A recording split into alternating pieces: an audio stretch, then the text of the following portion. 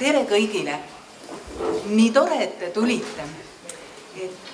Täna meil on rõõm tervitada Prima Vistal Kristiina Ehinit ja tema vestluskaaslast Eve Pormeistrit. Selle nädala jooksul on siin saalis kuulatud külalisi lähemalt ja kaugemalt, Lätist, Leedust, Soomest, Saksamaalt ja Kuubalt. Ja täna paneme selle saali programmile punkti meie oma kodulinna kirjanikuga Kristiina Ehinit kuulates. Aga enne, kui ma jutujärje üle annan ma veel korraks sõna meie raamatukogu direktorile Kristina Pail. Suur aitäh, Linda! Tere tulemast! Ja nagu ma ütlesin, siis meil on üks pisike üllatus varuks. Ühel päeval, kui meil siin samas laval kohtusid meie linnapea ja linnakirjanik, siis me juba avalikustasime, et meil on üks uudis. Nimelt meie raamatukogu ilukirjandusosakonna juhataja, ülitubli inimene Tiina Sulg tuli välja geniaalse ideega. Ja see mõte on siis selline, et me algatame uue kirjandusauhinna. Selle nimi on Tartu raamat. Kuna see on meie raamatukogu algatatud, siis me otsustame kõike ise. Me valime välja ise need ilukirjandusteosed, mis on eelmise aasta jooksul ilmunud paberil. Ja me valime nende seas sellise raamatu, mis meie subjektiivse arvamuse järgi on kõige tartulikum. Ja siis mulle eriti meeldib meie statuudis üks peatükk, mis ütleb, mis on auhind. Ja juhul, kui mingil põhjusel ei ole võimalik autorit kindlaks teha, siis on võimalus, et žürii saab selle auhinna endale. Aga see on nüüd selline väike nali siin statuudis. Ja miks me praegu just seda auhinda tahame üle anda, sest ei ole just väga suur üllatus, et esimese Tartu raamatu auhinna pälvib Kristiina Ehin oma Südametammide taga raamatu eest.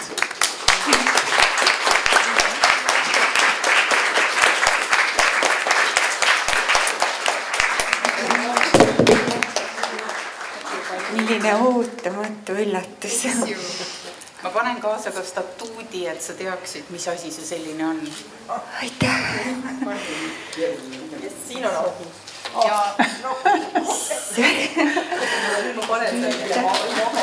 Kas me võiksime auhinna saata kohe laiale ringile? Auhind on loomulikult Lutsu raamatukogu päraselt suur siimusti kausitäis lutsukomme. Aga siis laureaat otsustab kohe, et Silver teeb lahti ja siis pärast saame mõnusalt aega veeta lutsukommidega. Ja nüüd võtsite mul sõnad täiesti suust ja tahate, et ma hakkaksin rääkima midagi. Mitte? Ei, ära pane sega veel.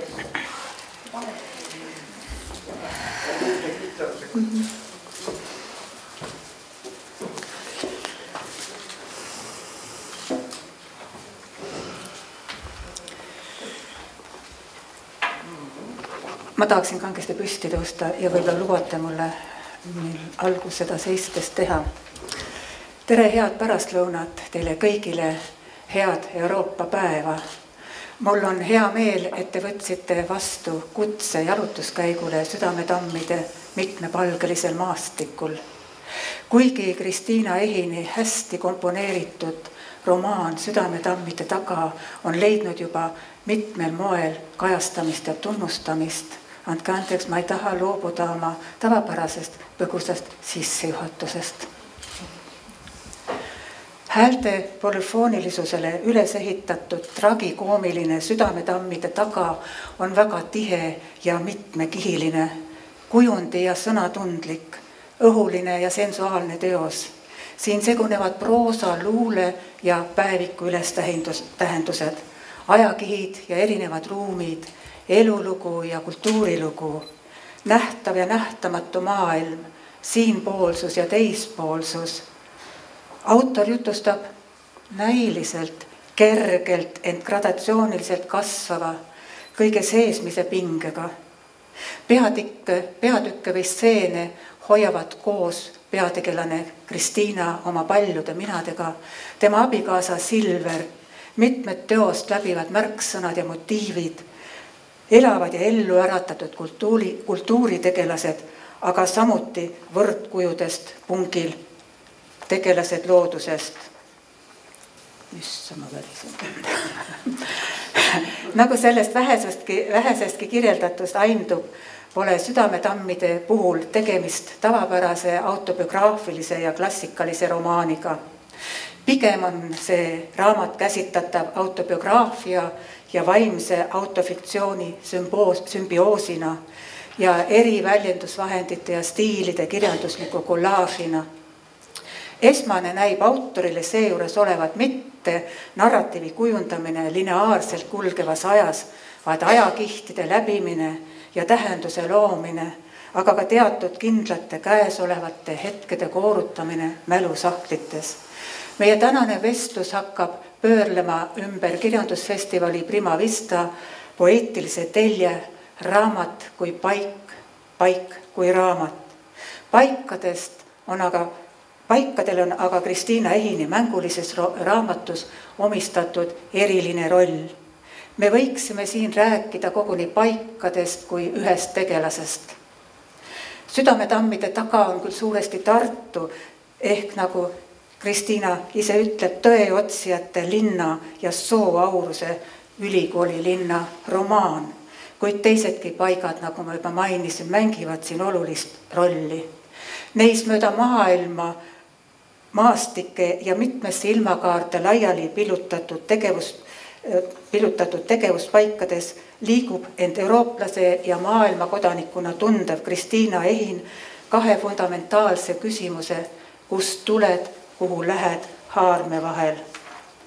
Ta sukeldub sügavustesse ja kõrgustesse, viib meeltega tunnetatava maailma kokku pärimuste ja mütoloogiaga, kuulatab ja tunnetab silmapiiri taga nähtamatut teistsugust maailma. Ta läheneb üksikisikut puudutavatele hingelistele ja eksistentsiaalsetele küsimustele induktiivselt, aga jõuab välja niimoodi üldistamiseni ja kõike haaravuseni. Arhetüüpseid inimsuhteid ja tundeid, käitumismustreid ja motiive peegeldavate juhtumuste ja elamusteni patriarhaalses ühiskonnas.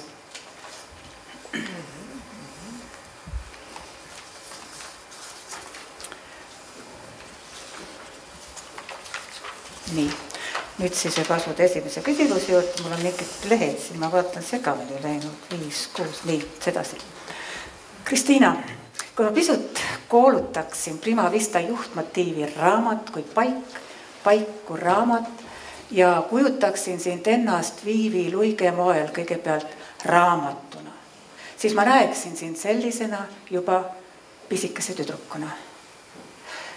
Sa oled seal oma luuletajatest vanemate ühel tuisusel talvõhtul Lii Seppel Ehini ja Andres Ehini seltsis. Nad on ühe talveluuletuse tõlke tarvis just välja sõelunud öö kohta vajaliku kristallsõna või kullatera. Ja nüüd on emal vaja see luuletuse tõlge masinal puhtalt ümber lüüa. Ja ta paneb sind istuma ühte väga kummalisse paika. Suure vanaaegse kirjutuslaua sahtlisse. Ja seal istudes satud võib-olla sinagi alateadlikult ühte väga ammusesse aega ja paika, mille luuletaja Afanassi Fett oli sõnadega kinni püüdnud ühel 1847. aasta talveööl. Sa mainid seda hetke ka oma romaanis Südametammide taga. Nüüd minu uudishimu küsimus, et kas pilt kirjutuslaua sahtlist on maalitud sinu jaoks tagantjärele või on sul endas ka säilinud mingid katked, tundekatked sellest hetkest, sellest päevast õhtust, talvisest õhtust? Aitäh põhjaliku küsimuse eest, armas Eve. Kui sa teaksid, kui väga ma ennast täna olen Viivi Luigega võrrelnud, sest et viimane kord, kui ma kuulsin sind küsimusi küsimas, siis sa intervjueerisid Viivit. Mäletan, kuidas Viivi oli kenasti kohal pool tundi saalis ennem asja algust, kahjuks mitte nagu mina, kes ma viimasel hetkel tulin. Ja mediteeris just, olles valmis sinu küsimusteks ja see oli ilus vaadata teie vestlust ja andis mulle ka mingi sellise huvitava tunde, et näed, et on kuhu minna küll veel siin Eesti kirjanduses, et Eve ei ole mind veel intervjueerinud. Ja ma pean ütlema, et ma üldse ei ole tihti või peaaegu mitte kunagi Eestis olnud see intervjueeritav. Et välismaal olen küll, aga Eestis ma millegipärast olen nii hirmsasti kibelenud oma loomingut ette kandma ja lugema, et ma pole nagu lasknud seda juhtuda, aga nüüd sinuga ja ka pärast sinu täiesti mind raputanud essee arvustust minu loomingust, minu viimasest raamatust, mida veel kahjuks keegi teist vist ei ole lugenud, see ilmub mõne kuu pärast loodetavasti loomingus. See on umbes 15 lehekülge pikk ja ma arvasin juba, et seda ei juhtu iial, et minu loomingust, eriti veel mõnest värskest romaanist keegi nii sügava pilguga kirjutaks. Ja ma lugesin seda Austraalia tuuril olles ja ma sain niisuguse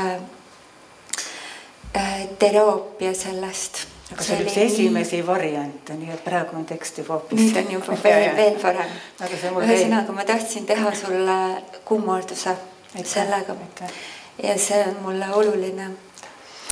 Aga vastates nüüd küsimusele, siis kui ma lugesin mõned aastad tagasi seda sama Afanassi Feti, Ivan Nikitini ja Fjodor Tjutševi valikkogu suures osas Liiseppel ja Andres Ehini tõlkes on ka teisi tõlkijaid siin. See on enamikes raamatukogudes seal riiulis, kus sa võid lihtsalt võtta. See millegipärast üldse populaarne teos ei ole, võib-olla vene nimed hirmutavad, aga nad on suurepärased luuletajad ja ühte luuletust siin lugedes üle mind tabas see tunne, et ma mäletan. Ma sain ju olla siis, ma ei tea, imeväike, kui ema-isa seda tõlkisid. Aga et ma justkui mäletan seda luuletust, ma tean seda, see on mul peaaegu peas, kuigi ma olin unustanud selle olemasolu. See luuletus on selline. Võrus koolis käinud siis vene luuletaja Afanassi Fet. Öö on, pakast hiilgel hangub, väljas lumi krudiseb. Hobu ootel külmast kangub, paigal tammub, judiseb. Saanis teki tõmban ülma, hele öö sööb sõnad suust. Tee meid kaht viib läbi külma, sõidame, ei hooli muust. Selline väike vaade tuisusesse. Ma arvan, et Eesti tuisuöösse, aga see on erand tegelikult selle tõlkimise hetke ma ei mäleta. Ma mäletan 1001 öö tõlkimise hetki, ma mäletan Kolu Matsi ja Maks ja Mooritse tõlkimise hetki, kus ka meie arvamust vahel küsiti laste arvamust ja ma mäletan Alisher Navoi ja Yunus Emre 13. sajandi Türgi sufisti tõlkimist lapsepõlvest. Ja see vaade sealt kirjutuslaua sahtlist, Eesti-aegse kirjutuslaua sahtlist, kui meid tõesti tõsteti, sest et me ju ei käinud lasteaias, kus meid siis panna. Et me olime ema-isa kõrgusel tegelikult ja see oli ilus, et sa oled just kui nagu võetud sinna mängu. Tõlkimise ja kirjutamise mängu. Ma mäletan neid laeni kõrguvaid raamaturiiuleid, mis siiski seda aukartust tekitasid ka. Hästi soe valgus oli seal toas. Ja Aleksander Fett, kes viib meid taas ühte Eestimaa paika, see on siis Võru. Afanassi Fett. jah, issand, kogu aeg ma tahan öelda Aleksander ja ta on Afanassi, ma tean. Pöördume nüüd Prima Vista tunnusmõtte poole sõnasõnalisemalt. Raamat kui paik. Kas sul oli kuskil pööning, väike vihje Andres Ehini sümbolistlikule luuletusele, pööning peitub siin ka. Kas sul oli kuskil pööning, kus sa käisid lugemas, kui sa olid tähed selgeks saanud? Ja millal sai sinu jaoks raamatus paik? Kui üldse sai? Ikka sai? Mul oli selline lakapealne Raplas, et meie Rapla elu oli just kui jätk talu elule. Selles mõttes, et lehma peeti enne minu sündi välja, minu sünni vahepeal 90-ndatel meil oli isegi 2 siga Raplas, Pelle ja Lontu. Ja, aga seal lehmalauda peal oli siis selline pööning, kuhu kogunes vanu raamatuid ja vanu sohvasid ja seal ma veetsin palju aega küll. Ja üks minu esimese romaani paleontoloogi päevaraamat juhtmõte algab sellest, kuidas ma kleepisin sinna pööningu ukse peale sellise vanatädi varastatud sildi ära roni tapab. Ja ma tahtsin sellega hoida tädilapsi ja õdesid eemal, sest mul oli seal raamatute seltsis huvitav. Ja ma olin enda meelest algaja paleontoloog. Kõige erilisem hetk mu elus oli see, kui isa kinnitas mulle, et saurused olid päriselt olemas. See oli nagu oleks öeldud mulle, et see muinasjutu lohemadu on päriselt olemas olnud. Ja siis ma tahtsin saada sauruste uurijaks, aga õed ja tädilapsed muidugi ei jätnud ja loopisid mulle näiteks lehma ja kalakonte sinna pööninguluugist sisse, et võta ja uuri neid konte sisse. Ja joonistasid minu väikese lapse lootusistest pildile siis pastakaga teadlase prillid pähe. See oli selline väike kiusamise viis. Aitäh! Prima Vista moto teine pool räägib raamatust kui paigast, paik kui raamat. Kas sul, Kristiina, on samuti nii nagu Jean-Paul Sartrel ja Viivi Luigel iga eluhetke peale kirjutatud mõni sõna või lause? Mul niimoodi ei ole. Mul on nii, et mõni hetk on ikka eriline ja lihtsalt midagi paneb seda meelde jätma ja hiljem kuidagi moodi oma luules või proosas kasutama. Ja mul tuli selle küsimuse peale praegu meelde üks luuletus.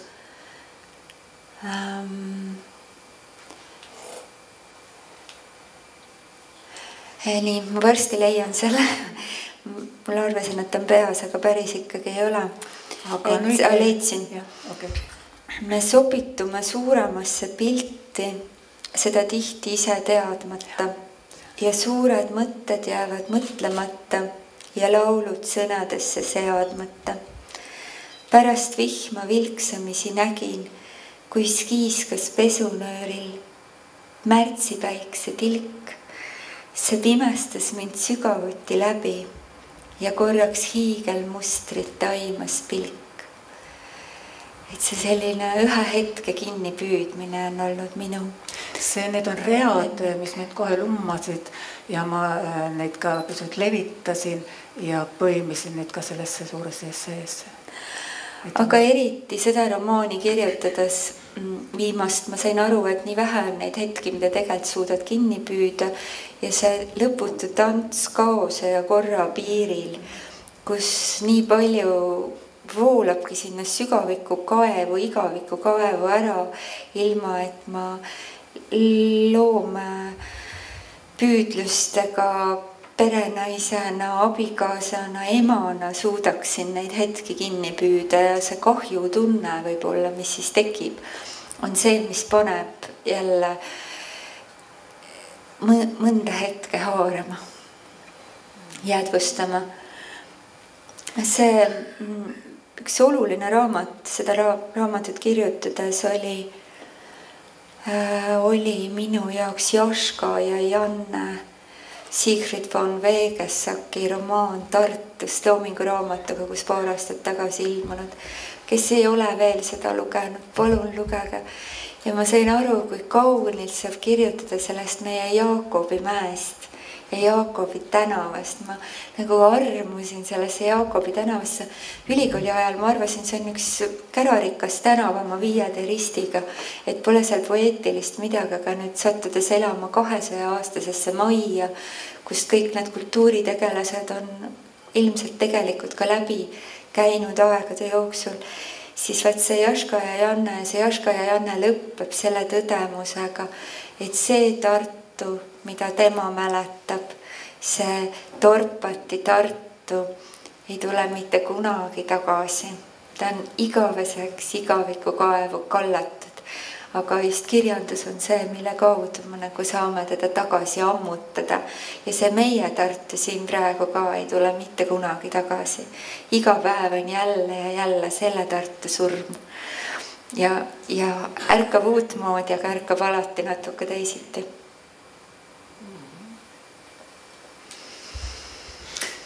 Kas sa äkki reedaksid, missugustes paikades, ruumides või maastikel sa kirjutasid seda raamatut Südame tammide taga ja siis kas sa käisid ka mõne päris ehtsa tammi taga seal, ma ei tea, mediteerimas, mõtisklemas? Ma ei tea, kas see on nüüd puhas edevus, et ma muudkui tõusen, aga selline tunne on, et tahaks sinna taha ridadesse jõuda. Et mul oli nii, et päris tammi juures ei käinud, aga läksime kohe Tasmaaniasse, Austraaliasse ja Uus-Meremaale, kui see raamat ilmus.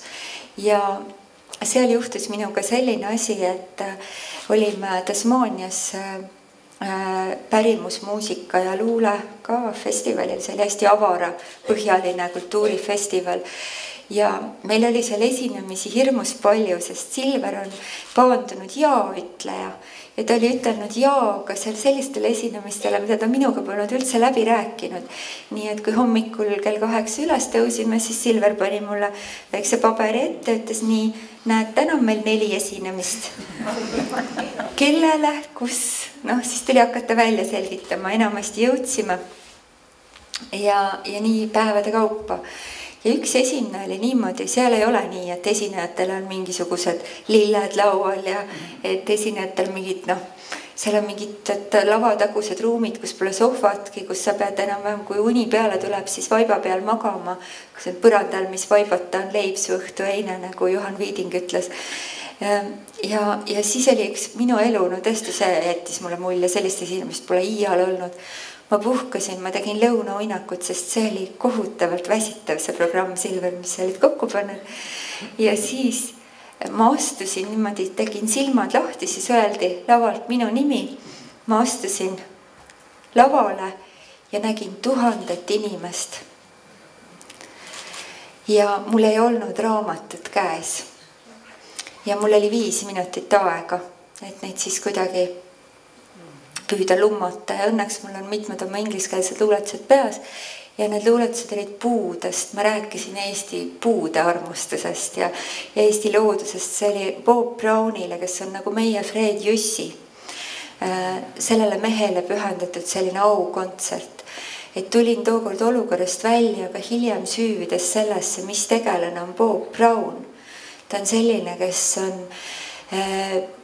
looduskaitse esirinnas, partisan, sõdur, rahamees, kinnimaksja. Tema teeb niimoodi, et kõik vabatahtlikud, kes tulevad, saavad valida kas kollane, roheline või punane faas. Kui see on kollane faas, siis kui vihmametsa hakatakse maha võtma, siis sa saad seal kuskil mobiiltelefoniga side pidada, tulge nüüd kangemad mehed kohale, hakatakse maha võtma. Kui sa oled roheline faas, sa oled see, kes peab kette sinna buldooseritele ette, et nad ei saaks nii ruttu maha võtta. Ja kui sa oled punane faas, siis sa oled see, kes läheb ja aheldab ennast sinna sekvoia külge. et seda ei saaks maha võtta. Aga inimesed tüdivad väga ruttu sellest kollasest ja rohelisest faasist ära, jõuavad väga ruttu sinna sekvoia külge. See on noorele inimesele ikka kõige huvitavam ja loomulikult lähed sa siis kohtu alla ja politsei viib sind ära, aga sellest pole midagi, sest Bob Brown maksab kõik kinni. Nii et meil oleks ikka Eestis ka väga sellist Bob Browni vaja ja tahtsin sellega öelda, et ta on ka tohutu tammide vastu võitleja, sest tammid teevad hirmsad kahju Tasmaania loodusele, mis on õrn, habras ja ilus ja ürgne. Nii et tamm on üks kole asi jõgikonnale ja see andis mulle nägemuse, mis see südametammide taga, see ei ole naljaasi.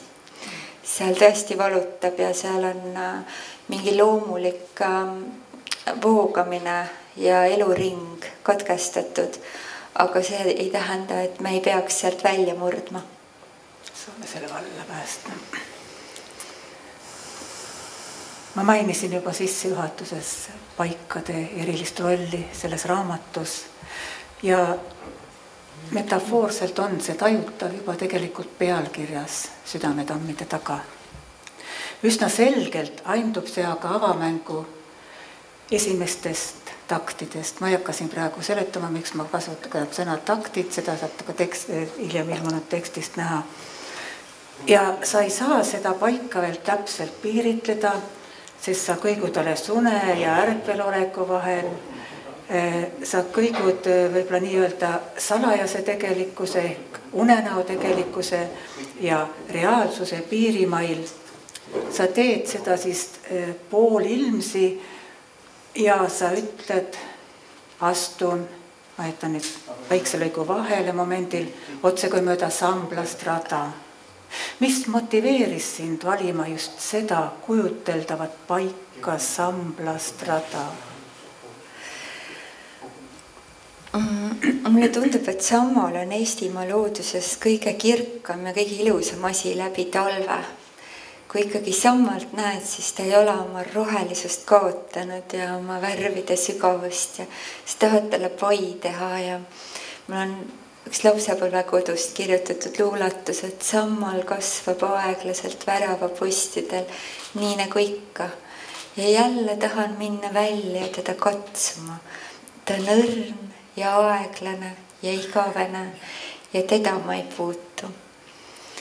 Ja kui ma olin Mohni saare peal Lahemaa looduskaitsealal saarevaht ühe aasta, siis minu põhiline töö oli prügi koristamine, aga töö number 2 oli vaadata, et turistid ei tuleks talluma segi neid kümneid ja kümneid aastaid kasvanud liivaluidete samblikke. Et need olid nii õrnad, et kui üks jalajälg peale tuleb, siis 15 aastat see jalajälg kasvab kinni. Et see sambla aeglus on natuke ka nagu kultuuri aeglus. Ja kui sa näed näiteks välja kitkutud sambla tükke metsas, nii valus vaadata, see natuke nagu kultuuriline genotsiid kuskil lähiminevikus või maailmas paljudes kohtades, et sa näed, et see ei ole taastatav, kergesti taastatav. Aitäh! Lähme nüüd selle lause terviku juurde ja selle lause esimene pool osutab juba täitsa konkreetsele nähtusele. See on udu ja sellel on sinu raamatus mitu tähenduskihti ja funktsiooni. Astun aimamisi udu sees, otse kui mööda samblast rada. Raamatu viimases peatükis leiame Kristiinat taas udus. Sa istud udu seest vaevu välja küünitaval kivil nagu luhalt leitud naine. Ja paned viimaks siis udu laamades Emajõe kaldal Vorbuse külas võitlema 2 kratti, Pisuhänna ja Kratti. No esimene küsimus. Kas sinu jaoks udu ka just kui kergendas, nagu kirjutab Kärt Hellermaa oma romaanis Koer ja kuu, olemas olemise vaeva ja vallandas valuklambreid, mis südant ähvardasid? Oi,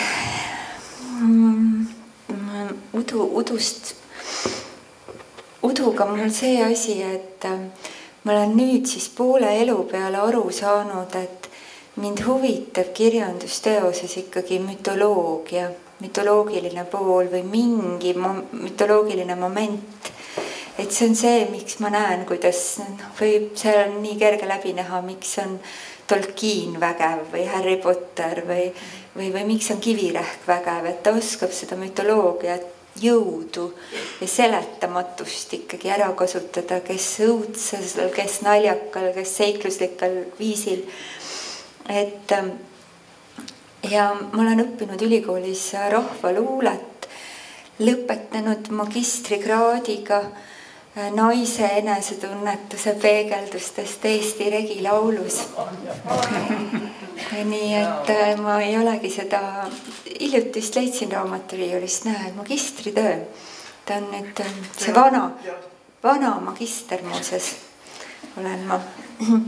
Ja siis ma tahtsin sellega seoses ütelda, et kui ma lõpetan, mul on hästi kallid need teemad, siin on see Müüdud neiu laul ja Kuldnaise laul ja siis Karksi lauliku Kadri Kukepärandi pikem analüüs ja need on väga mütoloogilised teemad, need on mõnes mõttes lahti seletamatud, aga see on nii huvitav, et rahvaluuleteadlased püüavad seda teha ja et meil on see Euroopa üks suurimaid rahvaluulearhiive siin Tartus. Ja see on siiani üks põhjus, miks Tartus elada minu jaoks. Ja ka mis ma tahtsin sellega öelda, on siis see, et see teaduslik mõtlemine, et ma täna mõtlesin selle üle, sinul tuleb see nii hästi välja. Aga mina otsustasin siis ülikooli lõppedes, see oli raske otsus, see oli kuid kestnud otsus mulle, et ma nüüd hakkan kirjanikuks. Et ja ikkagi, kui ma loen teaduslikke artikleid, mulle meeldib, mul on huvitav, aga see valik kuidagi tuli ära teha. Ja oma loomingus ka ma praegu nagu tunnen, et ma ei tohi asju liiga ära seletada, et selle vaba vee ma olen omale välja võidelnud oma otsustega siin elus.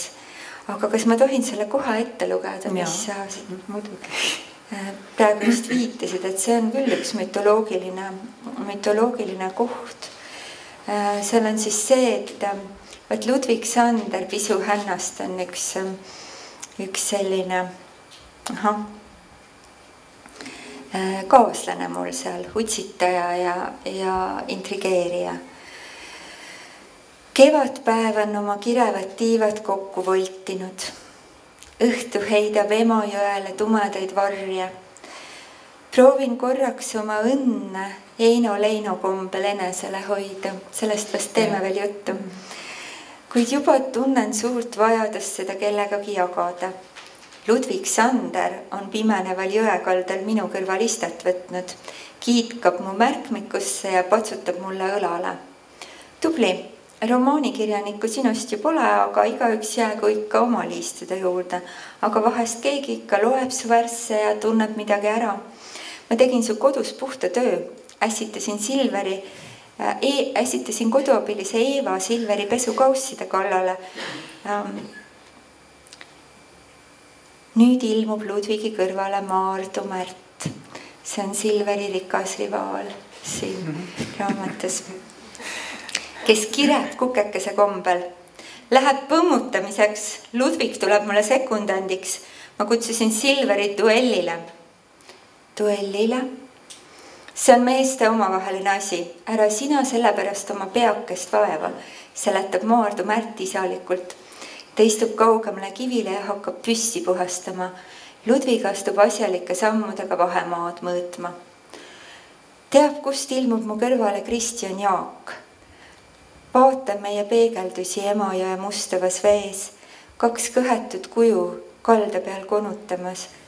Tunnen äkitselt, et ma pole üksi, pole seda kunagi olnudki. Mõtlen, et ta on minust poole noorem, ometi 200 aastat vanem. Või on temagi minusugune 4 miljoni aastane.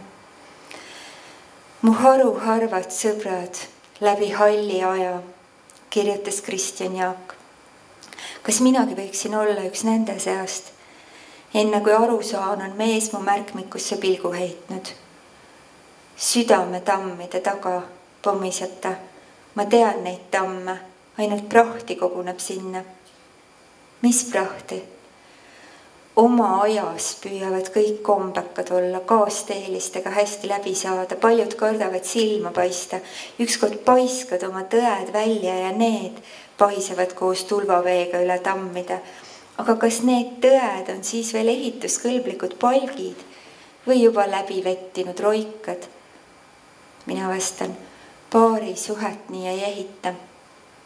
Ja tema ütleb, armastuse kohta käivad need samad loodusseadused. Sinu tõde jääb sinu tõeks. Alati kriibib see kedagi, mõnda teist jälle aitab edasi. Mis pärast sa kodust jalga lasid?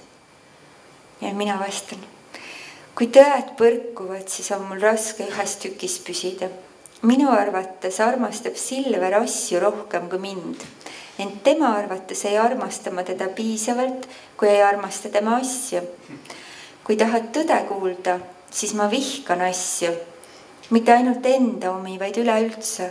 Ma vihkan seda orjust, mis matab meid, naisi, asjade alla. Põhimõtteliselt pole me Silveriga kumbki mingid pedandid. Lõputu koristamine ja korra pärast nägelemine on meie mõlema meelest tüütu ja väiklane. Kristjan Jaak hakkab korraga köhima. Millest sa räägid? See pole tähtis. See on täielik praht. Selle maa keel, südamed veskitammide taga, saksad sülgasid sinna sisse. Selle maa keel, meie lauluallikas, Vene vägi veeres, tsaari saabas sõtkus. See keel ei sure välja, ei valgu luhale laiali, kuni maarahva laulikud köhivad tõde nagu verd.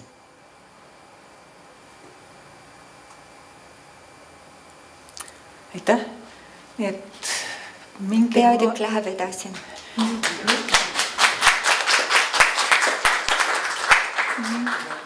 Et mingil moel siis ikkagi see udu oma mütoloogia viidetega nii edasi kergendab sinu olemasolemise vaeva. Ja ma tahtsin seda veel öelda, et need mütoloogilised asjad siin on näiteks tõe ja vale tabletid on siin olulised. Ja täpselt samamoodi, kui sa, kes teab tõe ja vale tablette, mina olen proovinud mõlemaid. Ja kui sa tõe tabletti palju võtad, siis hakkad tõtt pritsima ja see võib päris eluohtlik ka olla siin. Ja kui sa vale tabletiga ennast vaigistad, siis saad võib-olla asju tehtud ja nii edasi, aga liiga pikalt on seda ka ebatervislik võtta. Et need on muinasjutulised esemed, mis on ka mütoloogiast pärit siin raamatus, sest mütoloogia udust. Ja samamoodi see kollane värv, et miski nagu kiiskaks tõena välja, miski see on Picassolt saadud kollane värv kingituseks.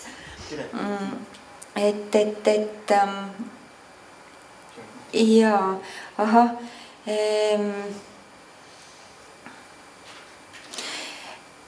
ega mõistus ei tohi liiga palju kontrollida. Et mis viis sind üldse mõttele alustada ja lõpetada, võib-olla just sa seda sellega seletasid, sa raamistada nagu oma lood uduga ja just Emajõeäärsel Vorbusel, kus meid ähvardas 2018. aastal tselluloosivabrik või tselluloositehas.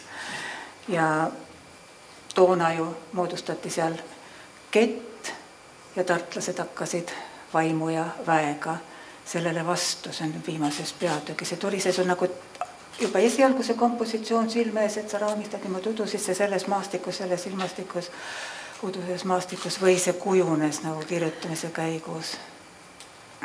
Mind on kõnetanud minu meelest see on see saksa filosoof Husserl, kes on rääkinud eideetilisest meelest ja see eideetiline meel on siis meie kõigi oma, aga võib-olla just kunstnikud on eriti seda välja arendanud, et see on siis võime meeles pidada meelemuljeid läbi elu.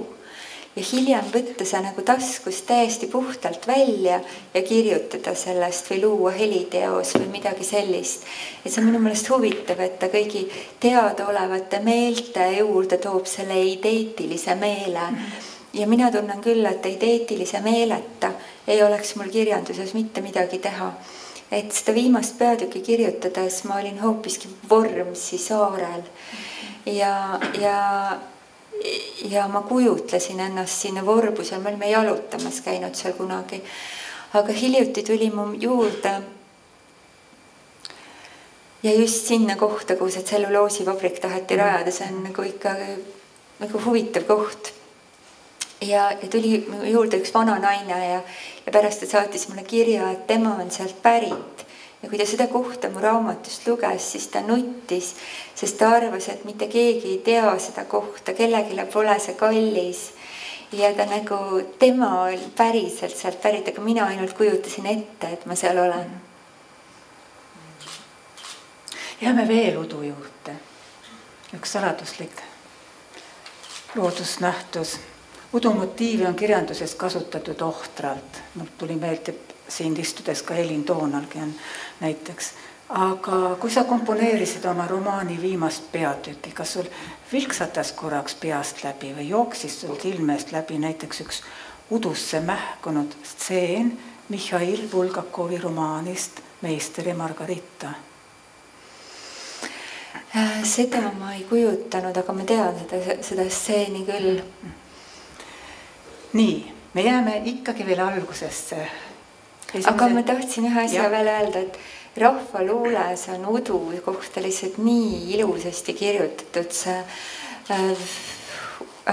sadu seinad sammeldanud ja udu uksed ette pannud ja ei saa lihtsalt ilusamini öelda kodu kohta.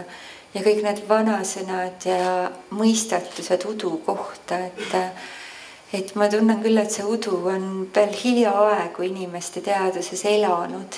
Et me kujutame seal mingi ilmastiku nähtuses, aga tegelikult mida kõike sealt võib vilksatada. Ja mu lapsepõlve üks kõige ilusamaid hetki oli ärgata üles ühes talus ja vaatasin aknast välja ja udu sees oli valge hobune.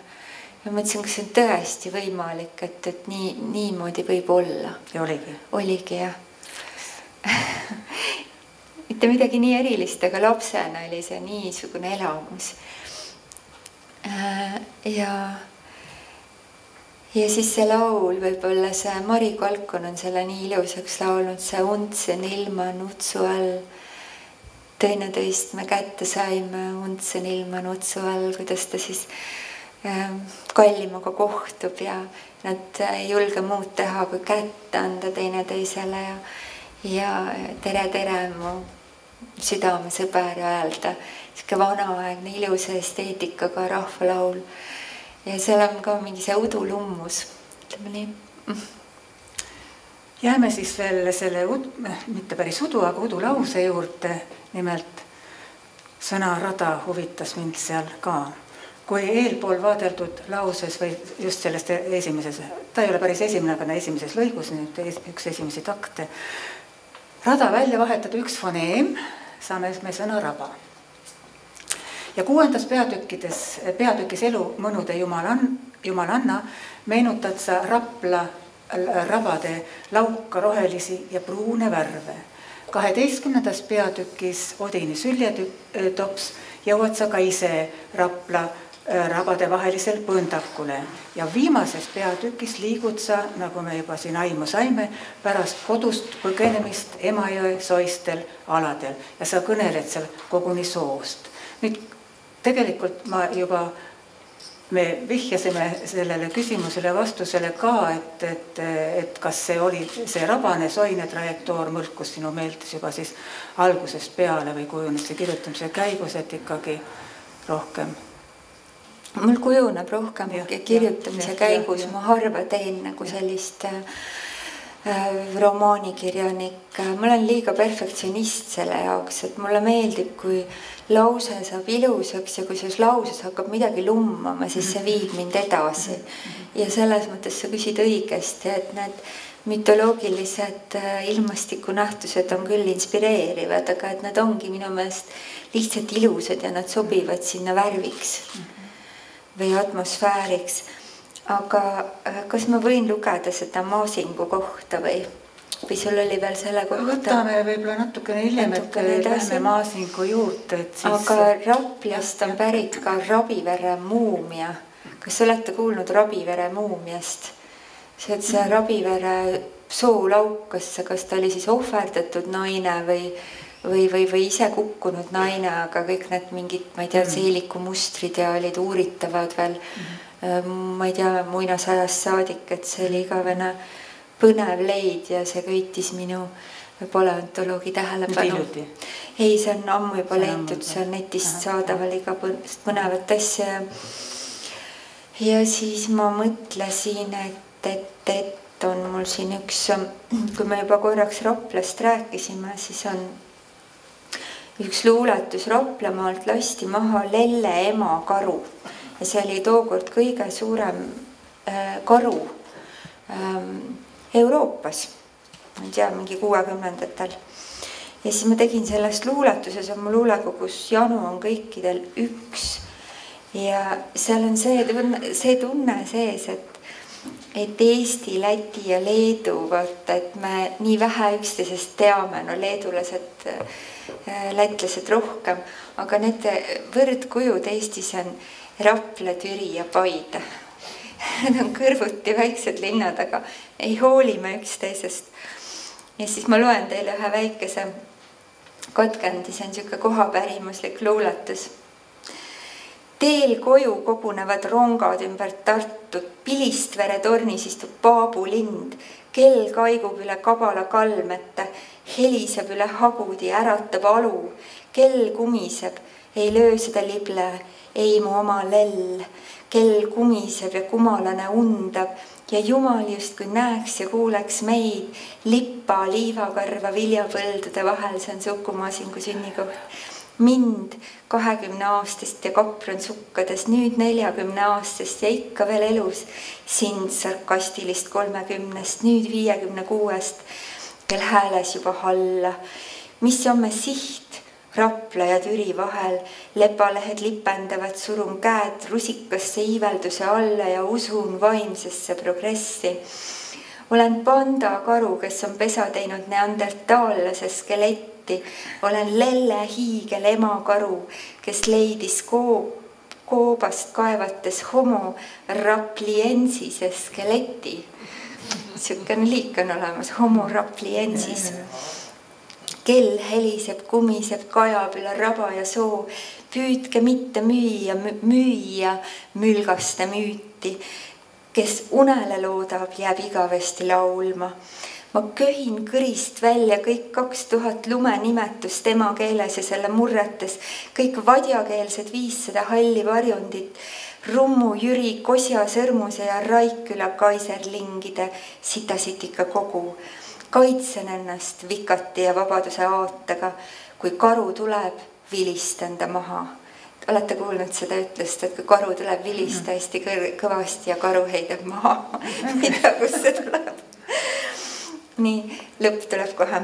Eesti, Läti, Leedu, nagu Rapla, Türi ja Paide, üksteisest ükskõik, 12 kama 2, Riigikogu lillekompositsioonide lõhnast, haldushoone talveaiast, kultuurimaja sinimust-valgete lindudega, lavakaunistuste vahelt, põgeneb karunahkses kasukas homo rapliensis tagasi Lelle Rappa, kus hõõruda parmu hammustusi iidvanalt ihult. Rohkem kui keda kuradit kardab ta oma und. Aitäh küsimuse eest. Ma juhataksin järgmise pildi, kuigi me jääme nüüd veel rabasse, siis mõnede mõtetega Lilli Luugi romaanist Ööema. Kui sa käid rabas, siis vaata, et sa ei kõnniks vaimude tee peal. Raba on rohkemate kodu, kui arvata oskad, ja sina oled siin kõigest külaline, läbi käia. Rabas on küll aga elu ja rabas on surm. Raba ei tunne aega kõrgsoo kella, et nii tunnetab siis lilli luuk ja tajub raba. Sinu kõrv, Kristiinaga, kuuleb Rapla rabade vahelisel põndakul hääli, mida peegeldab voolav vesi jões. Ja sinna põndakule tood sa nüüd juba mainitud Uku Maasingu teispoolsusest. Sa muudatav multifunktsionaalseks tegelaseks ja sa ei ärata teda mitte ainult ellu, vaid sa viid teda ka mütoloogias asuvasse jumalate valda Oskardi ja muudata üheks sealseks tegelaseks. Aga tema tarvis luuletad sa Odinile, Pootanile 8 jalaga Sleipneri nimelisel hobusel ratsutavale jumalale, nõidumise jumalale, surnute hingede juhile, sõja luulekunsti jumalale ja nii edasi, luuletad sa külge kummalise süljetopsi.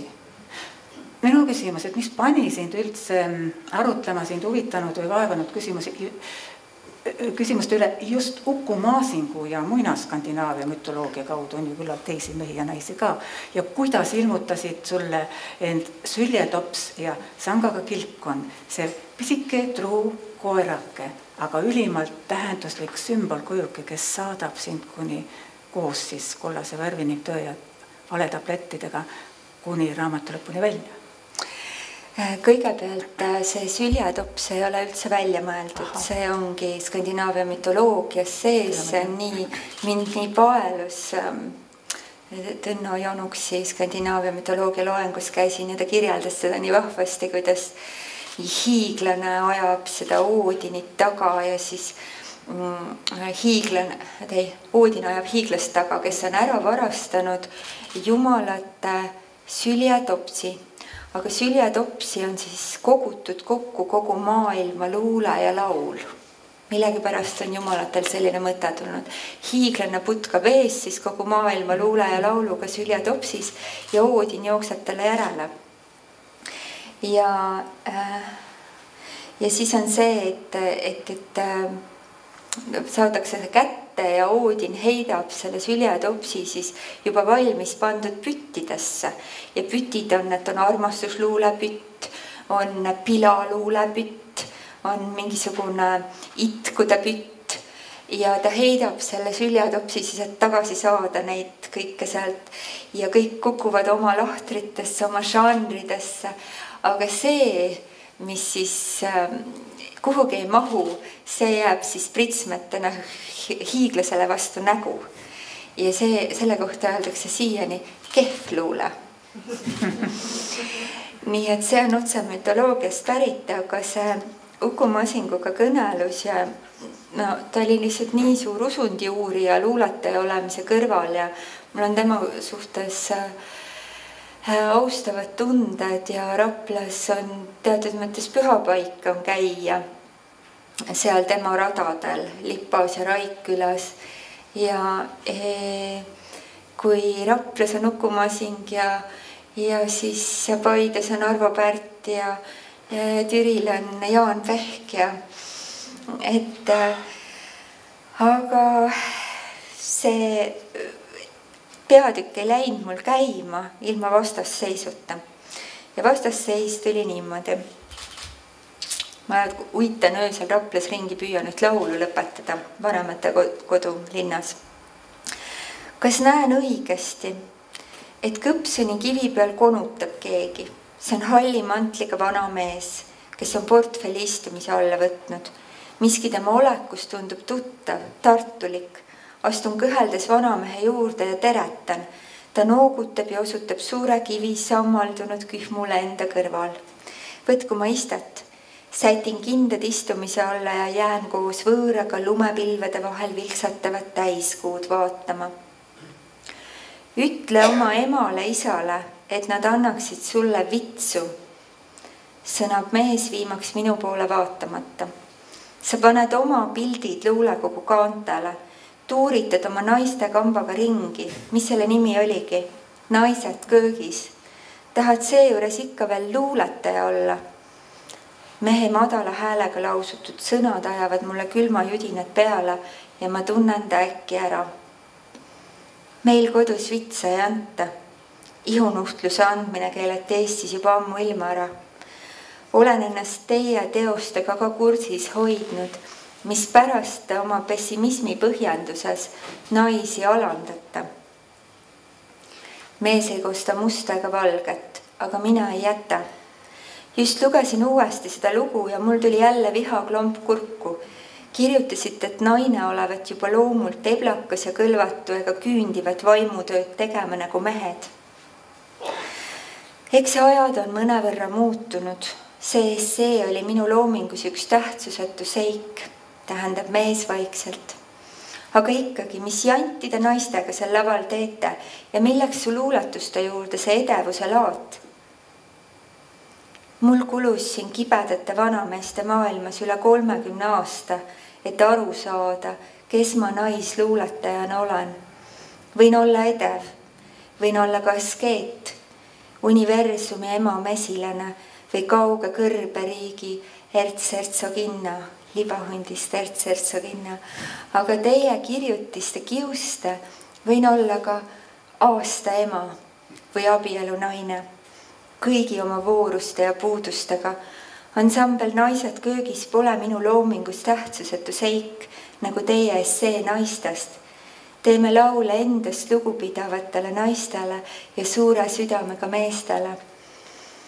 Mees vaatab esimest korda minu poole. Ta pilk pole enam nii ründav ja mulle tundub, et ta ei soovi, et ma tema südant väikeseks pean. Läheb edasi veel see peatükk.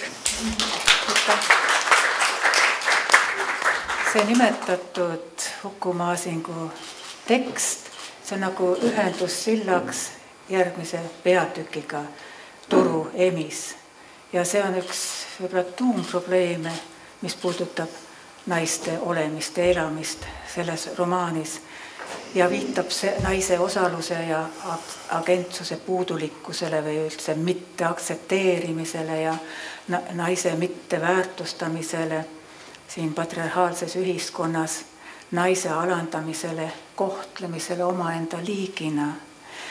Ma juhtusin täna siiski veel kiiresti netis otsima midagi selle kohta ja sattusin Toomas Pauli kirjutise peale 22.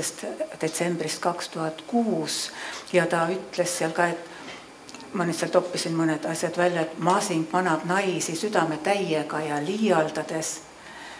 Ja ta tsiteerib seal teda, mul ei maksaks neist närudest kirjutada, sest kui ma mõtlema hakkan, siis vihastan enam, kui sa aimata võid. Et ta olevat nagu naistele maksimaalseid nõudmisi esindatud ja Toomas Paul ütleb, et maksimumi nõudmine naistelt ei ole erandlik, vaid see iseloomustab Maasingut kõiges. Kuid ma küsisin ka Viivi Luigelt, et kuidas see siis oli, et kuidas ta meisse naistesse suhtub. Viivi suhtes temaga 16–20 eluaastani selle vahel. Ja ta ütles, et korraks niimoodi, et skeptiliselt küll, aga et tema midagi niisugust ütleme, negatiivset, pejoratiivset üldse ei kogenud. Ta sai alles hiljem teada, et Masing oli väga armastanud noori tüdrukuid ja tema toona see oli, aga tema ise küll ei oska selle kohta midagi öelda. Ja et ta õppis talt väga palju ja seejuures Masing ei õpetanud teda, vaid see oli kuidagi teine viis, kuidas ta siis, ütleme nii, õpetas teda. Nii et igal ühel on, Viivi kirjutab sellest ka Kuldses kroonis, et igal ühel on nagu oma pilt Masingust. Nii et siin ei maksa nagu ühe väite juurde jääda. Ja Kristiina, ja no ütleme siis, olgu Masing pole ainukene, neid alandajaid oli teisi, on seal raamatus ka ja no sa ise ütled ja ometigi naised tahavad ju rändama minna ja sa ütled seda mitmetähenduslikult ja sa räägid selles turuhoone emises sellest probleemist, mis tundub ema ja ööbiku kõrval olevat üks sinu romaani kesksemaid peatükke. Ja kas, nüüd minu küsimus ka lõpuks, kas naise kui objekti rolli küsimus, see minu jaoks tuumprobleem, et kas see oligi sinu romaani üheks või põhiliseks katalüsaatoriks, käivitajaks? Minu loomingut üldse saadab see nais- ja meesküsimuse lahendamata müsteerium. Ja ma hiljuti mõtlesin, et ma võiksin enda kohta vist öelda praeguses eluetapis postfeminist. Selles mõttes, et mul on nagu läbi tehtud need etapid, kus ma mõtlesin, et mehed on justkui süüdi või mingi patriarhaalne ühiskond on kangesti süüdi. Et tegelikult on ju igaüks eraldi ja täpselt Masingus ma näen ka just seda kihvti poolt samamoodi. Ma tihti tsiteerin teda siin raamatus, mitu tema luuletust on tsiteeritud. Ja võib-olla üks küsimus, millele ma hiljuti olen mõelnud, on see, et ma näen natuke praeguse aja ühiskonnas, et meile tuleb kaasa feminismi see siuke vihane laine. Ja ma ei taha sellega kaasa minna. Võib-olla 40 aastat tagasi oleksin läinud, ma ei tea. Aga ma näen, et igaüks on erinev, iga mees on erinev, iga naine on erinev. Mingeid ühisjooni seal on. Aga üks selline asi, mille üle ma hiljuti mõtlesin, on see näiteks, et ilus nähtus on Euroopa kultuuriloos see gentlemanlikkus. No on lihtsalt ilus. Ja see ei ole lihtsalt see, et naised minge päästepaatidesse, mehed lähevad Titaanikuga põhja. Aga see on see ka. See on ka surmasuus, andes naisele eelis. Ja seda ei ole mõtet alavääristada. Ja see on see, et mehed lähevad sõtta ja naised tihti jäävad ellu. Et see... Ja ma nagu sooviksin praeguse aja sellele noorele vihasele feminismilainele gentlewomanlikkust. Et see oleks kuidagi pehmem, mõistlikum, mõistev. Ma ei oska öelda suuremeelsem, armulikum.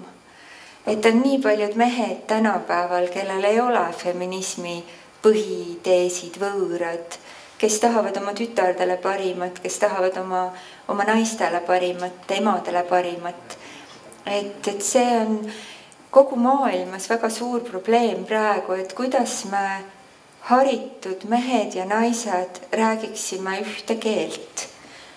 Ja see on muidugi kõige teravam näiteks Türgis või näiteks Afganistanis, kus see on traagiline, mis toimub. Aga meie juures see ei ole traagiline, me oleme väljendusrikkad, me oleme vana kultuurrahvas, me peaksime saama üksteisega rääkida ilma alandamata. Ma olen selles veendunud. Ja kui nüüd oli see, et selline mänguline kingitus kingiti kõikidele naiskirjandusauhinna nominentidele, kingiti värvilised, öösiti helendavad, sellised mitte millekski praktiliseks kõlblikud, aga iluasjad, mille siis maakeelne nimetus on kliitorid. Jah, see oli üheskood pildil. Karoliinal oli pildil. Ja siis see oli kunstiteos omaette ja oli rõõm seda saada, miks ka mitte, aga kui ma nägin, et kõik seda postitavad, siis ma mõtlesin, et mina ei tahaks, et mehed seda sama oma uhkuse asja postitaksid. Ja jätsin selle selles nii-öelda nagu pieteeditundes tegemata.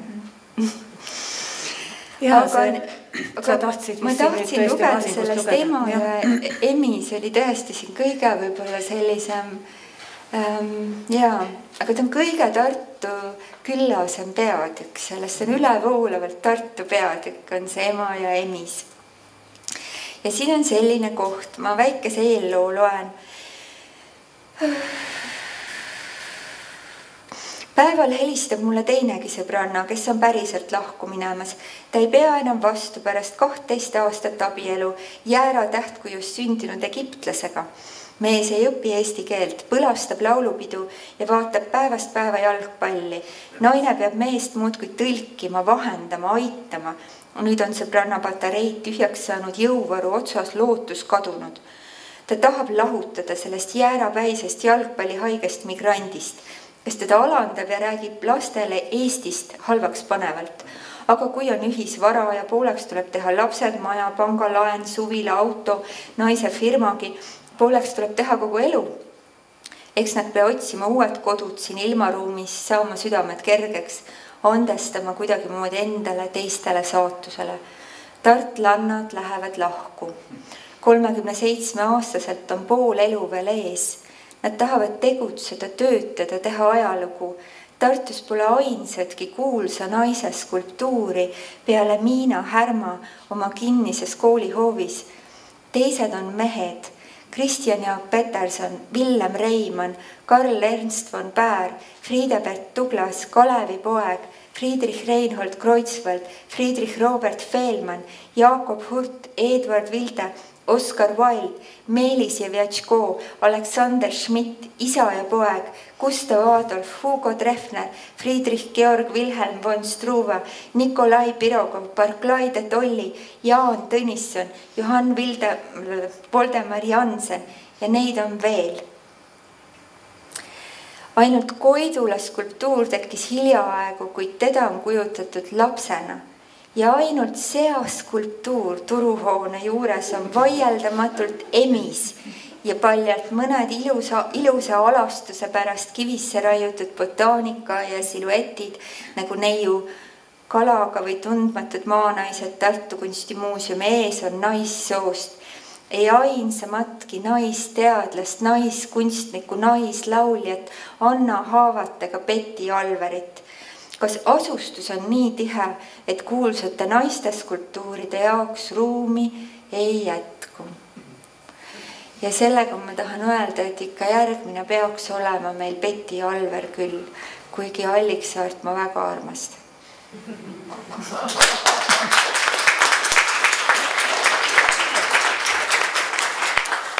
Nii, sa mainisid Koidulat ja sellest ei saa me üle ega ümber. Mina kui Koidula kooli kasvandik veel igati selle nime sees olnud. Teispoolsusest külastas tema sind ja sa oled talle pühendanud terve peatüki ja Koidula kaudu siis sattume me Pärnusse, Võrusse ja Kroonlinna. See on jälle üks lummavamaid peatükke. Meil on siin Koidula lapsena, eks ole. Äkki sa midagi?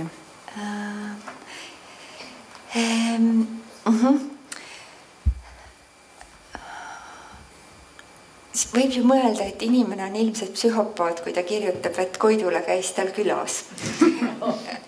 Aga siis ilmselt seal korteris ongi käinud Koidula külas. Ja kuidagi seal küünlavalgetel õhtutel ja kui kuu paistab üle Jaani kiriku sisse, seda kõike on nii lihtne ette kujutada. Ja Koidula on meile ikka ju väga kallis. Et ja nii eriline asi, et meil on tema elust naisena ja tema valikutest ja tema luuletustest nii palju ja mida kõike ta alustas oma eluga. Iga kord, kui ma sealt Tiigi tänavalt läbi lähen, kus on praegu see kole nõukaaegne Hruštšovka, seal taga on küll Koidula tamm. Et see on nii eriline tunne mõelda, kuidas sellest puumajast seal tänava ääres algas Eesti, kuidas nad mõtlesid ja unistasid selle Eesti kokku ja üldse mind jälle tabab see mõte, kuidas Eesti ongi kokku unistatud. Ja see näitab, et me peamegi kogu aeg unistama, nende jaoks ei olnud reaalne veel, et see kõik juhtub. Et see oli ilus unistus, Kreutzwaldil oli ilus unistus, mida ta alguses pidas luigelauluks, kirjutas selle Kalevipoja. Fehlmannil oli ilus unistus, Petersonil oli ilus unistus, Jakobsonil, Jansenil, Hurdal juba natuke võib-olla tõe lähedasem unistus. Aga et unistustel on komme täituda, kui hästi unistada. Ja siis ütleb Koidula, räägib mulle siin ühe loo, ilmselt seda kunagi pole juhtunud, aga mine see tea. Ja veel ühe mõtte tahan öelda, et lugesin Carl Gustav Jungi ja just lõin raamatu lahti selle koha peal, kus ta kirjeldab pikalt ja psühhoanalüütiliselt seda, kuidas kujutlused on rohkem tõsi, kui me arvame.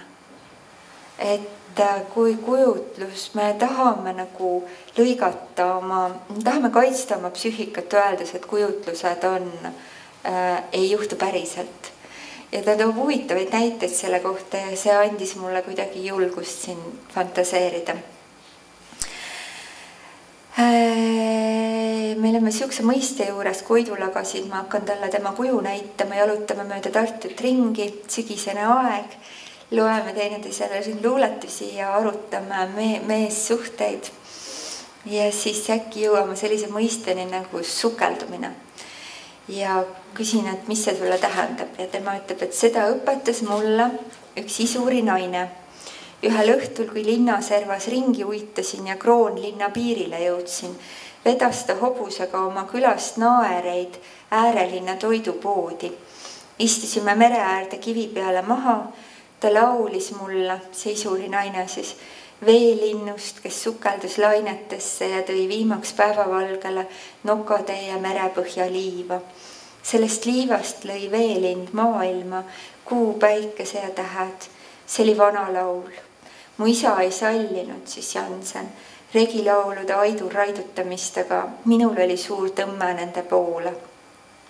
Aga ikkagi sukeldumine ja nüüd Koidula vastab. Jah, ma kõndisin pärast tolle naisega kohtumist kodu poole ja sain äkitselt aru, kes sellele sukeldumise asjale pihta saab, see saabki aru, kuidas luua. Veelinnu laul on vana müüt, sukeldaja ja linnu müüt. Papa Kreutzwald ütles mulle, et see on omane soomesugru rahvastele. Üleüldse, see, kes tahab midagi luua, peab kõigepealt sukelduma. Veepõhja, mullapõue, ajalukku, raamatusse, oma enda hinge. Kui tahad maailma, Eestit, luuletust või mõnd teist inimest armastades kolmandat luua, pead ikka põhjamudas ära käima. Ainult helgest õhuvärelusest ei sünni midagi. Oleme kalda promenaadi pidi Kaarsilla otsa juurde jõudnud. Kuidas sulle su kuju meeldib? Ja siis ta vastab mulle, võite ise lugeda, kuidas libiseb käega kergelt üle kuju lapse näo, viipab mulle ja jookseb sillakaart mööda üles. Seal muutub ta tugevate tiibadega merelinnuks, kes sukeldub öise Tartu peegeldusse Emajõe iidvanal pinnal.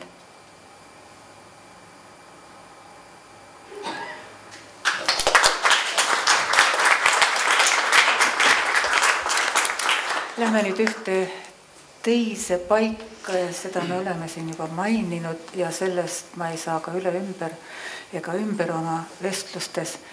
Üheks paigaks sinu jaoks on kindlasti puud ja esmajoones vist üks suur puu, sinu koduõuel tamm. Sa istud tamme all ja tamme kõrval, sa ronid, ma tsiteerin Kristiinat, vaikselt üles suure puu harude vahele. Ja siis sa vaatad ühest täiskuuga muu hulgas ülal Toomenõlval seisvad Kristjan Jaaku. Kas sina oled vahel Minni Nurme kombe lõhanud, kui hea, et puud ei lähe minu kõrvalt ära, mu süda liialt nende küljes ripub. Ja kas sina oled Viivi Luige kombel puid ja taimi pisut kadestanud, kui ise suudaks selline olla, mis siis viga oleks? Hiljuti juhuslikult mu ema rääkis mulle, et oli see õhtu, kus ma tegelikult kohe ei ütle, mis õhtu see oli. Väikse jutu lõpus ütlen, oli üks 80ndate legendaarne õhtu. Ja ma olin Raplas, mul oli seljas selline suvekleidike, ronisin puu otsa, meil on vanad õunapud, kogu aeg ronisime seal. Ja äkki ma kukkusin sealt alla. Ja ema ehmatas. Ja ma jäin kuidagi nagu uniseks ja juba kell 8 õhtul läksin tuppa magama.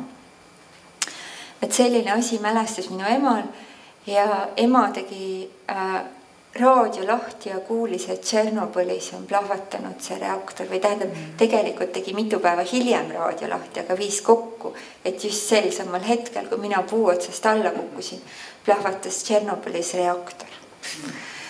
Ja võt kui hea, et lähed tuppa siis, eks ju, selles mõttes on nagu öeldigi, et tuleb toas olla igaks juhuks. Aga puud on mulle muidugi olulised ja Mohni saarel elades oli üks vana pärn, see oli ilmselt ohvripärn, ta on siiani täies elujõus ja ma olen siin oma kaitseala luulekogu lõpus kirjeldanud seda vana pärna, et puudest ma mõtlen rääkides peabki mõnda puud ette kujutama, et eile vaatasin jalutuskäigul vana Pärna pungi.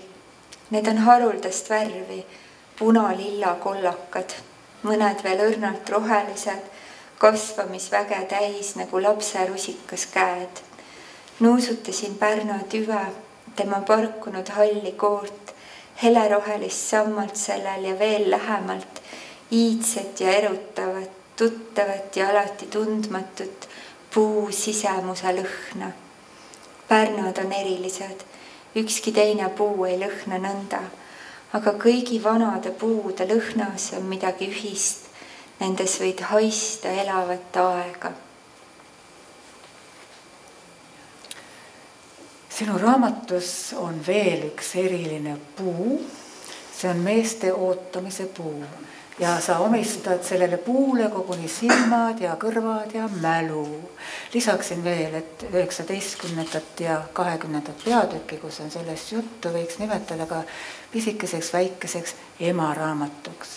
Kas see, ma tõesti tea, on sinu kirjanduslik leid või kasvata tõepoolest kuskil Lõuna-Eestis?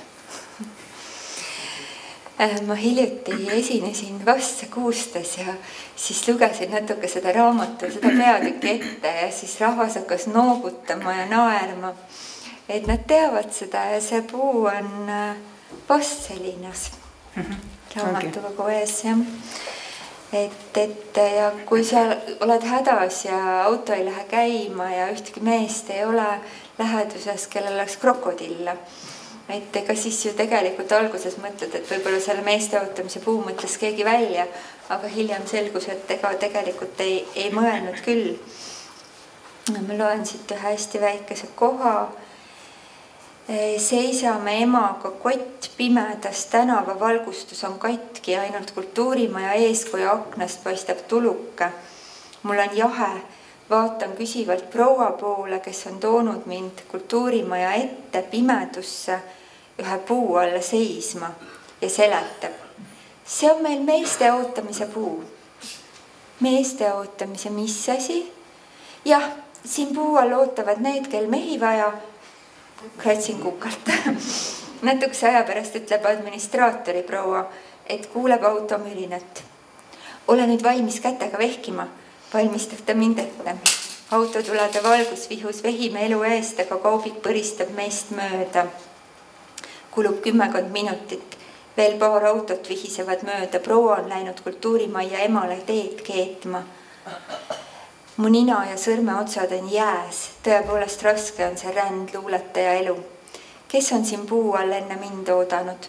Rahvatantsijad ja koorilauljad, kel endal autot pole ning kellele mees pärast proovi järele tuleb. Pallalised tšikid, kes ootavad suvel teenitud rahaga esimese auto ostnud klassivendi, ootavad ükskõik keda, kes vaataks neid imetleva pilguga. Nii, võin vist 3 punkti panna, aga siis hakkavad autod peatuma. Ja ütleme, et väärtõlgendusi tuleb palju ja Silveri auto saab üles tuunitud ja hoopis teise näo.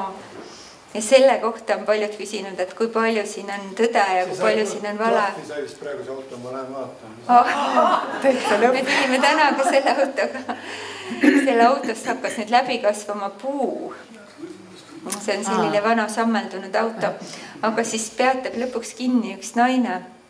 Tundub mulle alguses mees, Veronika on ta nimi. Ja siis räägib mulle nii. Mina ootasin ka kunagi siin puu all, ütleb Veronika autosse istudes. Mu tulevane mees pidas kinni ja ütles, et tulgu ma ruttu appi heina tegema. Tal loog lahti ja vihm tuleb kohe peale. Nii need 30 aastat on läinud töötähe all. Vanem poeg teeb suvel pulmad. Et väga viljakas puu. Käiksime korraga maal ära. et nende kõneluste taustal teispoolsused meie poole toodud inimestega tundub lausa salapärasena ja müstilisena, et sinu ja Silveri koduliini Viljandis kui ka Tartus kunagise kalmistuse kohal või vahetust läheduses. Ja ma kasutaksin siin juhust, et võib hästi lühidalt saaksid öelda, et sa vastaksid kahele küsimusele, mille ma püstitasin nii retooriliselt oma ilmumata essees. Et kas sa oled näinud oma kodupaikade sattumises kunagistele kalmistutele kui universumi poolt saadetud märki? Ja teine küsimus on, mil määral on need morbiidsed maastikud mõjutanud sinu maailmataju ja loomingut, viinud sind mälueelsetesse paikadesse? Ma mäletan, et ma lapsena väga kartsin vaime ja see tundus mulle hirmus. Aga praegu ma arvan, et kõik Tartu kohad on näinud igasugust veresauna. Et ma üldse seda ei rõhuta liigselt enda jaoks. Minu jaoks ei ole õudne see, et me seal kalmistu kohal elame. Isegi kalmistu tundub veel kena koht. Sinna viidi surnud inimesi, aga enamasti igast sõjatandrid on ju palju jubedamad kohad. Et selles mõttes ma tunnen, et ma magan hästi, kui ma kuulen õudseid muinasjutte päeval. Ja see on huvitav lugu. Ja kui ma ajalukku saan süübida, minu uni nagu leiab mingisuguse tugipunkti. Aga kui minu päev on täis liiga argist ja liiga struktureeritud, sellist liiga päevavalget kraami, siis ma magan väga halvasti, mul on uneprobleemid. Aga hiljuti meil olid muinasjutuvestjad külas Inglismaalt ja Tasmaaniast ja need jutud, mida nad rääkisid meil hommikust õhtuni, ma magasin nagu kott. Mu uni oli nagu saanud endale sõbrad. Nii, võib-olla nüüd Silver läks küll ära, räägime sellest, ei räägi praegu erilasest, sest ega meil hirmus palju aega pole jäänud. Räägi.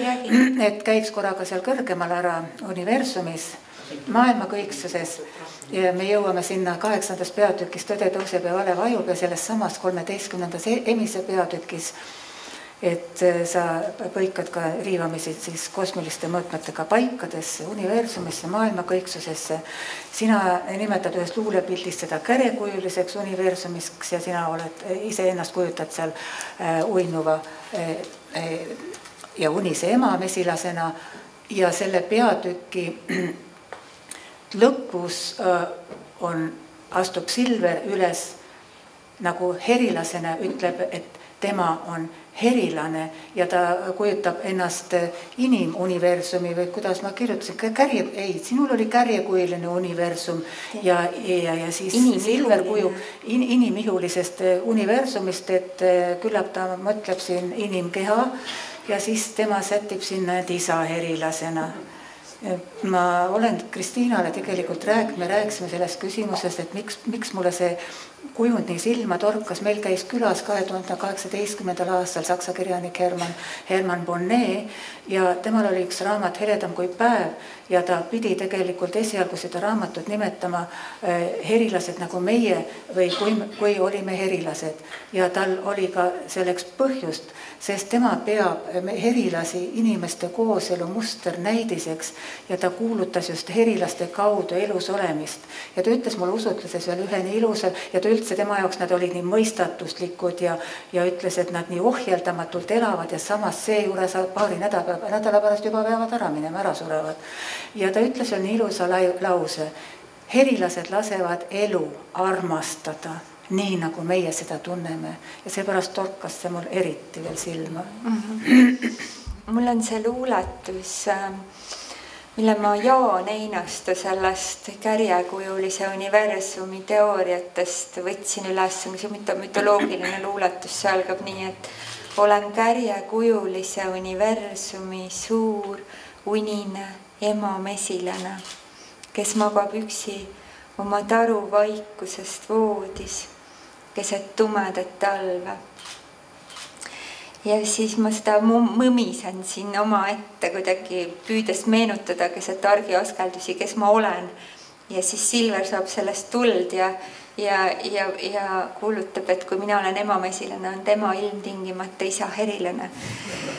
Ja siis see peatükk toob veel ühe sellise, et paljud on öelnud, et minul on siin nii palju rolle, naisnipernaadi ja mis mul seal kõik on, harakas ja abielunaine, aga Silveril justkui pole, aga tegelikult vähemalt 2 rolli on tal küll ja üks tuleb siin samas peatükis, tal on selline luuletaja ulmeline kuvand nagu Haigar Tiridiit Hüanti. Tal on siuke nimi pandud.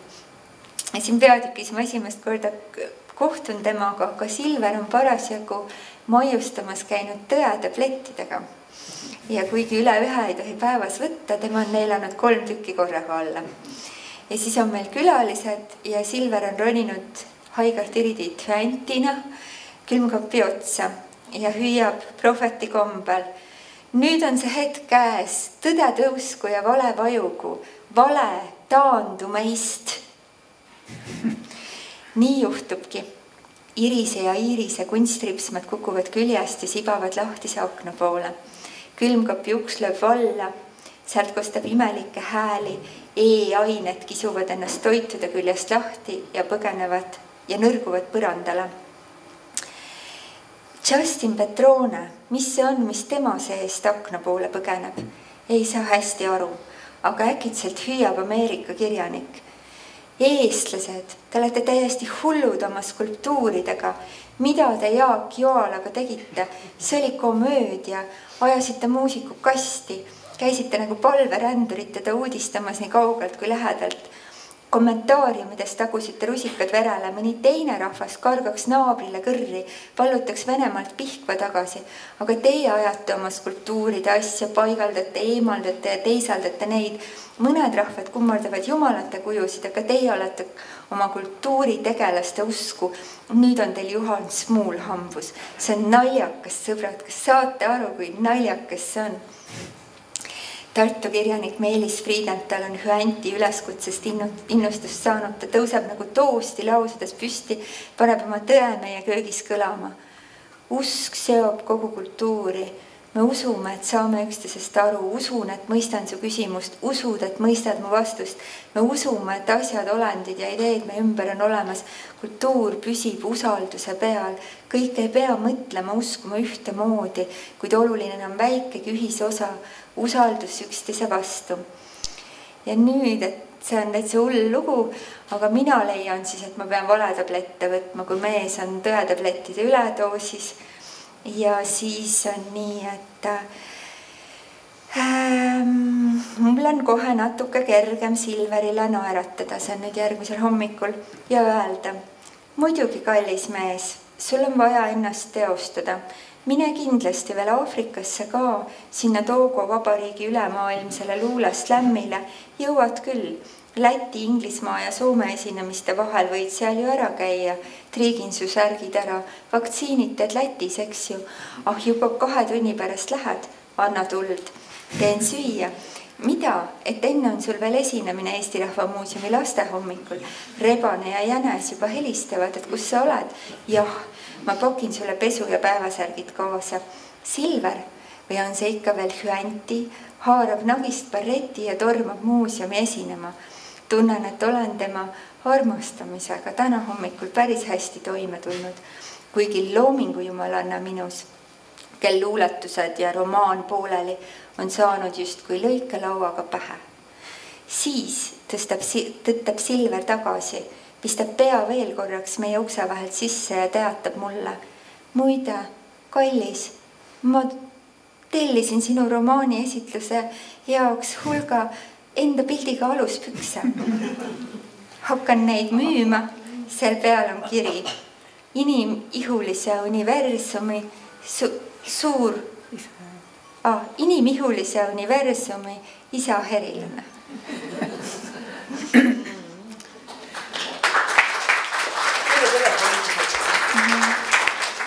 Kui te lubate, esitaksin veel paar küsimust. On teil kannatust?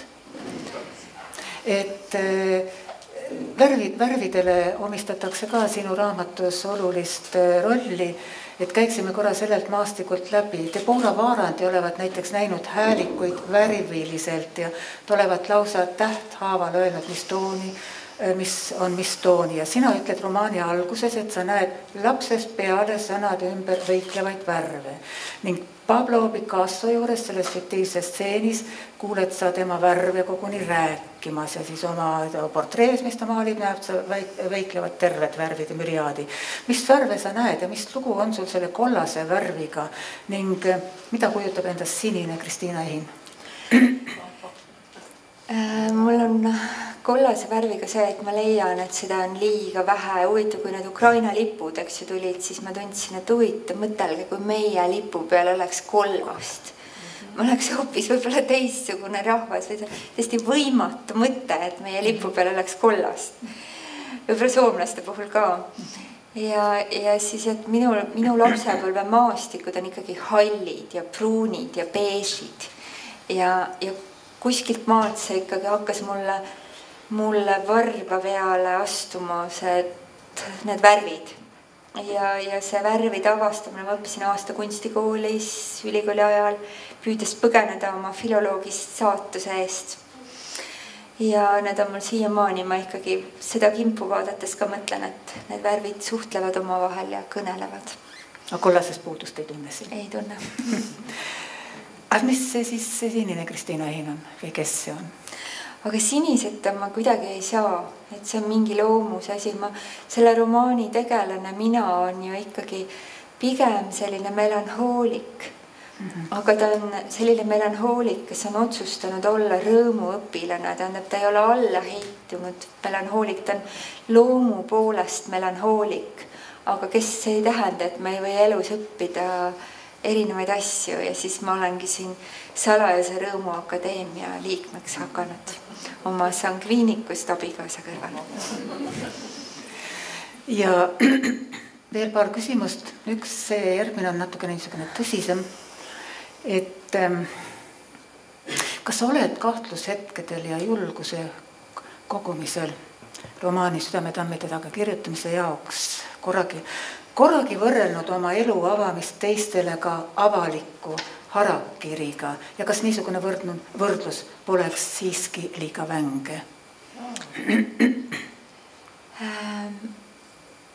Mina soovin, et minu lugeja tunneks ennast minuga turvaliselt ja et ma ise seda rasket osaliselt autobiograafilist, osaliselt autofiktiivset, nagu sa ilusti mainisid, tööd tehes tunneks ennast endaga turvaliselt, et ma avan ennast täpselt nii palju, kui see on mulle mugav, mulle huvitav ja ma loodan seda tehes, et see ei mõju ekshibitsionistlikult, vaid see mõjub julgustavalt, äkki ka pisutki teraapiliselt teistele. See on minu ülim püüd, et me tunneksime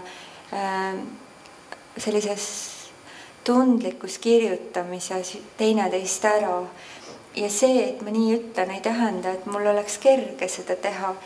Et ma liigun väga ebakindlal pinnasel, kui ma kirjutan endast ja ma annan sellest endale aru, et ma ei ole endale selge. Ma arvan, et väga paljud me ei ole endale selge, et me oleme võib-olla kõige raskemad tegelased raamatusse panna.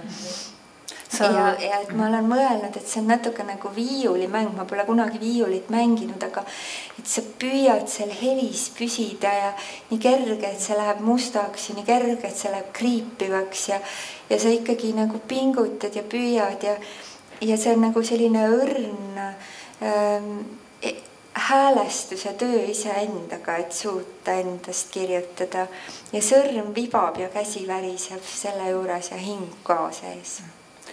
Seda võib öelda, et sa oled sinna toonud ühe kuju sisse Irise, et tema suu kaudu teed sa mõnes mõttes ka enesekriitikat või nagu sa püüaksid ennast ennetavalt kaitsta selle enesekriitika kilbiga, et see ongi nagu ka üks tõendus veel sellele, mis sa siin ütlesid. Tead, ma olen Eve sulle nii tänulik, et sa ei ole täna küsinud ühtegi pealiskaudsed küsimust, näiteks minu imidži kohta. Ma olen sellest nii tüdinud. Aga milleks ma pean seda küsima?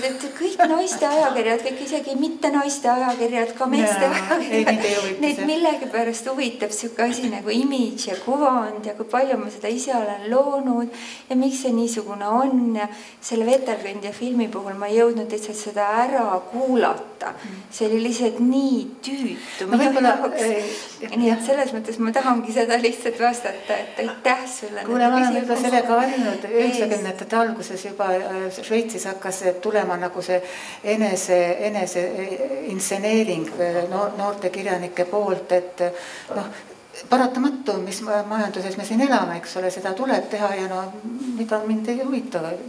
Mina vaatan, mina näen seda nii, nagu näen mina sind ja miks ma pean siis selle kallal irisema siin või midagi. Et teeks veel 2 lõpetavat asja.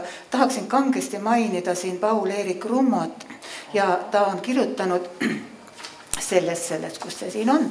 Mul vanaema ka tellis neid Loomingu raamatukogusid. Ühel pool on Paul-Eerik Rummo Lumevalgus, lumepimedus ja teisel pool on Enn Vettemaa Lumesõda. Ja siin on üks luuletus Olla maastik, niisugune oksüümoronlik ja ajatu luuletus, ütleme. Ta võib mitmeti tõlgendada ja et ta ütleb olla maastik, suurejooneline. Et aga võib-olla see polegi õhkamine, et või mitte üksnes õhkamine, et kuidas sa lugesid, ma loodan seda läbi, et kuidas, või sul pole vaja lugeda, sul on nagu nii ta juba kuskil mälusahtlis, et kuidas tajud sina seda maastikku? Paul-Eerik Rummol on veel see kuulus luuletus, et kaherealine, et aas, meie ümber on aas, silmus, mis jookseb kokku. Nii huvitav, 2-tähenduslik on see aas. Aga kuidas sealt välja saada? Aga Paul-Eerik Rummol on mul veel armas see luuletus, ma olen jõulukonale seda lugenud, mis siin nüüd uuriseb. Ja ma arvan, et see on väga tähendusrikas minu loomingus ka. Esimene vasikas. Ma seisan harkisjalu ja uudistan maailma. Mul on naljakas saba ja 2 suurt silma. Ja ma ei taha minna aia taha. Ja Kristiina lõpetuseks ehk. Pöörduksin ma sinu poole Lilli Luuki ööemast laenatud küsimusega, ma ainult teen ühe väikese ajalise lisandi sinna juurde. Kui sina kõnniksid praegu iseenda sees, kus sa siis kõnniksid?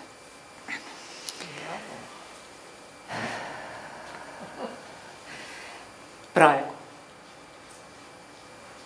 Mul tuli praegu meelde see viimane luuletus siit kogust. Seal Johann Voldemar Veskiga kõneldes sõnaveski ääres, see kukkus mulle nagu sülle.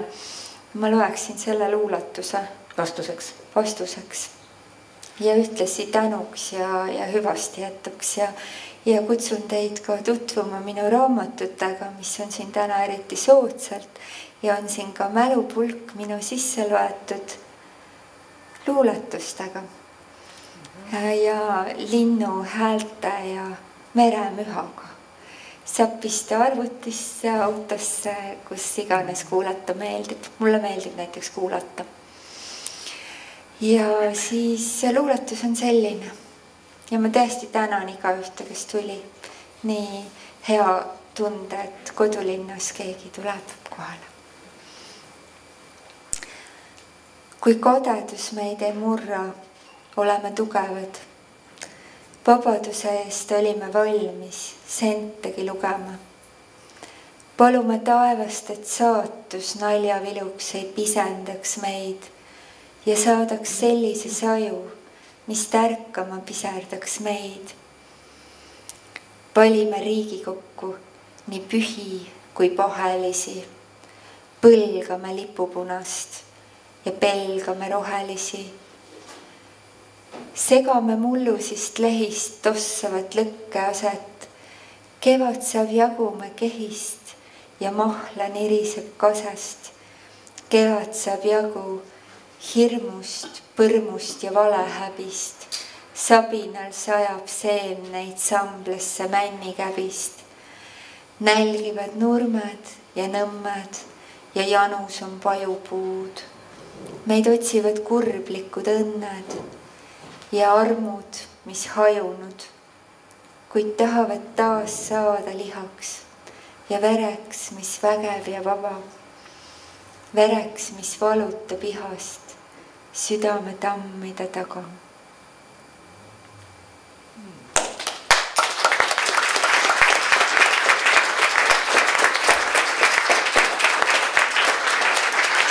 Suur aitäh! Mul on kaasas selline sulg, millega anda autogramme, nii et ma jooksen kohe sinna. Aga üks moment. Jah, okei.